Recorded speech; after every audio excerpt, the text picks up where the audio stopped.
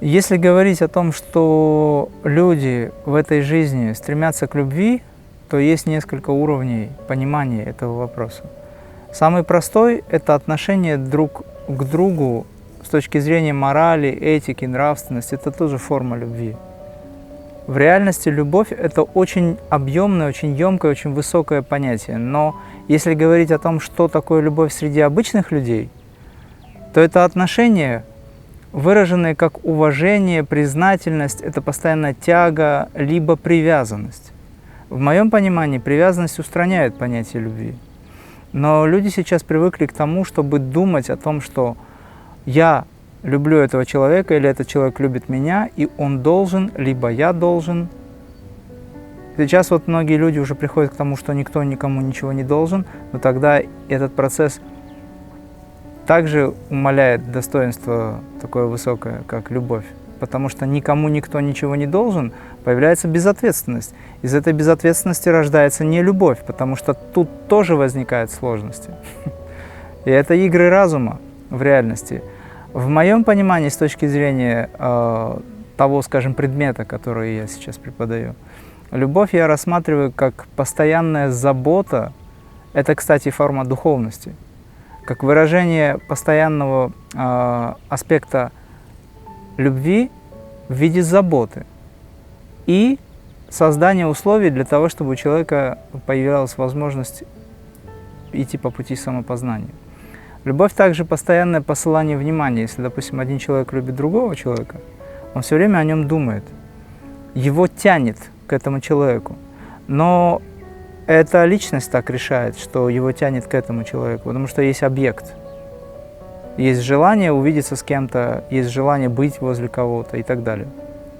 Есть любовь, допустим, духовная, к учителю, к Богу в первую очередь. Есть обычная человеческая любовь, любовь к мужчине, к женщине. Это постоянное ощущение чувства скучания. Да? Вот люди говорят, вот люблю, скучаю, не могу. Вот есть такие слова. А по сути они не до конца понимают, что это за чувство. Любовь должна окрылять, должна создавать творческий, скажем, аспект в жизни, да, то есть человек, который любит, он одинаково любит все, по идее. Но кто-то в нем это спровоцировал. Так вот, любовь – это постоянное посылание внимания к какому-то объекту. И если мы говорим о том, что мы кого-то очень сильно любим, тогда это в какой-то мере не совсем правда, потому что если мы себя не любим, мы и других тоже не можем любить. И если мы не понимаем, как мы к себе относимся, как мы можем понять, как относиться к другому человеку, но оно где-то за пределами ума возникает. Допустим, человек не понимает, но вот он любит. Тогда надо задать себе вопрос, действительно ли это любовь, либо это привязанность, либо это желание исполнить желание ради самого желания, а по сути человека никто не любит, просто хочется реализовать какие-то желания. А если, допустим, человек по-настоящему любит, он начинает смотреть на других, он тоже испытывает чувство любви, расслабленности, радости внутренней. То есть я вот это все в кучу собрал, по сути, и попробуйте разобраться, где в этом любовь на самом деле. А может быть, это любовь, когда вы сострадаете с элементом жалости, либо вы сожалеете с элементом сострадания. Это тоже форма любви. Это очень емкое, очень объемное, как я говорил уже до этого, и достаточно непонятное слово, по большому счету, потому что это переживание, одно слово ничего не дает. Мы говорим любовь, любовь нужно любить и так далее. Научите любить человека, который никогда этого не испытывал. Если ребенок, допустим, родился и его не воспитали, не дали ему чувство любви и добра, как он будет любить? Как сделать так, чтобы эта любовь пробудилась в нем? Здесь требуется очень мощная трансформация, поэтому, когда говорят, что такое любовь, в моем понимании, любовь – это не просто слово, это переживание, постоянное переживание излучения добра, какого-то ощущения, заботы, постоянного, скажем, посылания этой энергии, которая выражает себя как благость. Ну а если говорить, что есть любовь двух людей, то в моем понимании само ощущение любви, переживание – это божественное чувство. Как я вот в некоторых роликах уже говорил, что два человека друг друга любят. Они думают, что они любят друг друга. На самом деле они оба переживают единое чувство, которое им Творец дал в жизнь. Их объединила эта энергия. Мы сейчас не говорим о химии. Мы говорим о переживаниях за пределами просто обычного, скажем так, психофизического аспекта или реакции тела. Потому что на самом деле химический состав тоже меняется в теле, проще говоря. То есть это моменты реакции, они как бы на физическом плане выражают себя, но все же это рождается в астральном плане. И если убрать это чувство Творца, который дал это чувство двоим, останутся просто два человека. Куда делось это чувство? Любовь была и потом прошла. Поэтому любовь также можно переживать в состоянии единства двух в направлении достижения одной цели. По большому счету, интенсивное горение огня может снизиться до просто обычного пламени, да, либо до минимума. Пусть даже угли.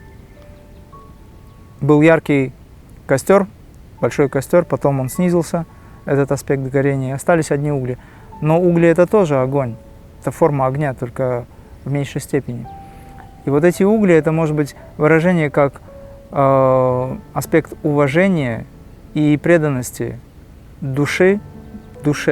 По большому счету, все души, которые друг друга любят здесь, это то чувство родства, которое идет с прошлой жизни. И, по сути, человек в этой жизни испытывает чувство любви, как он называет, к какому-то человеку, даже не понимая, что это просто опыт прошлого. А потом, когда люди живут вместе, эта интенсивность снижается, и получается, что у них любовь пропадает. Они говорят, вот было все нормально, год, два, три, там, 5, а потом все исчезло. Полюбил другого человека. Но это просто связи, прошлые связи, которые возникают в силу кармических особенностей, определенности пути, да, судьбы. И человек встречает другого человека, любил этого, потом любит другого и так далее. А по большому счету ведь люди должны стремиться к единому восприятию этого чувства. То есть мы можем и даже необходимо научиться дарить эту энергию всем, абсолютно всем. Я говорю энергию, чтобы было понятно, что это излучение. Без каких-либо разделений, в состоянии единства и недвойственности. То есть это постоянное излучение в объективном состоянии, когда вы просто любите и в этом видите Творца. По большому счету это высокий аспект любви. Безусловность. Но если вы любите кого-то конкретно, потому что у него красивый нос или губы или глаза, здесь в этом ничего плохого нет. Ум разделяет всегда. Например, в концепции дао или йоги ситхов, допустим, там вообще нет понятия некрасивого или неправильного, потому что у этого совершенного, абсолютно проявленного Творца ничего некрасивого нет. Но ум разделяет, это красиво, это нет. Здесь вот он был такой, раньше он был хороший или она, а теперь он изменился, раздобрел. И все, и любовь прошла. Это потому что уровни привязанности. То есть любовь у некоторых людей находится в Муладхара чакре, в Свадхистана чакре, в Манипура чакре, есть даже в Анахата чакре, в сердечном центре. Но она с обидой, потому что эта чакра, с другой стороны, это античакра. Ну, я шучу, я имею в виду, что качества ее высокие, возвышенные, но другая сторона медали может быть обида, какие-то проблемы. И здесь любовь совсем другая. Надо все это очищать. Нужно подниматься над этим и фактически научиться воспринимать всех одинаково и ко всем относиться одинаково. Чтобы этого достичь, резюме, научиться любить себя. Познать, кто ты на самом деле, выйти за пределы обычной привязанности. Мне нравится, что у меня вот такой цвет волос, мне нравится, что у меня там одно, второе, третье, что вот у меня есть такое, а у других нет. Или наоборот, у меня этого нет, у других оно есть. И вот эти разделения, они фактически приводят людей к страданиям. Поэтому, чтобы не было страданий на самом деле, нужно научиться подниматься над этим всем. Что просто объяснить, что такое любовь словами, невозможно. Как любить? Трансформировать сознание. Испытывать постоянное чувство радости, выходить за пределы эгоистических состояний, выходить на уровень покоя, где возникает чувство. И это чувство, оно будет постоянно струиться. Сначала оно струится, потихонечку возникает, как рассвет потихонечку возникает, а потом становится ярко от солнца. Вот так же и чувство просыпается. Это перерывы, как говорится, возникающие перерывы между тем, что любовь появляется и исчезает, между ними есть дистанция определенная, как бы качели раскачиваются. Но наступает момент, когда яркая вспышка, она надолго задерживается. Потом она гаснет, но вы никогда не теряете этот аспект. Оно остается тихой радостью внутри, и тогда вы просто любите. Без того, чтобы желать, чтобы вас любили. Это состояние мастеров, когда они просто излучают любовь. Им без разницы, кто к ним приходит. Они не оценивают человека. Безоценочное видение или взгляд на жизнь. Отсутствие суждений – вот это есть настоящая любовь, когда нет суждений, когда мы не сравниваем.